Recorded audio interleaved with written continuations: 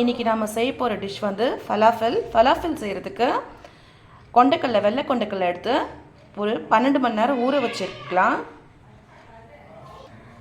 மல்லி, ஜீரகம், காஞ்ச மல்லியை வறுத்து பொடி பண்ணி வச்சுருக்கேன். ரொம்ப பொடி பண்ண வேணாம், பவுட்ரு பண்ண வேணாம், கொஞ்சம்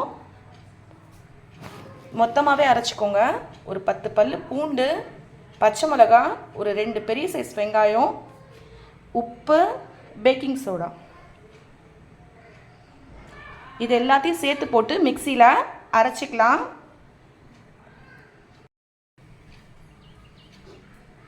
இப்போது அரைச்சி எடுத்துக்கலாம்.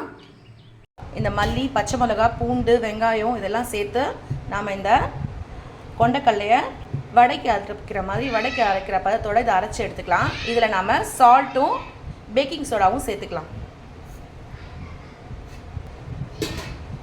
இப்போது இது மல்லியும் வந்து ஒரு 2 ஸ்பூன்னு நல்லா வறுத்து வச்ச மல்லியை நாம் இதில் சேர்த்துக்கலாம். சேர்த்துக்கிட்டு இது எல்லாத்தையும் நாம் சேர்ந்து கலந்து விட்டுக்கலாம்.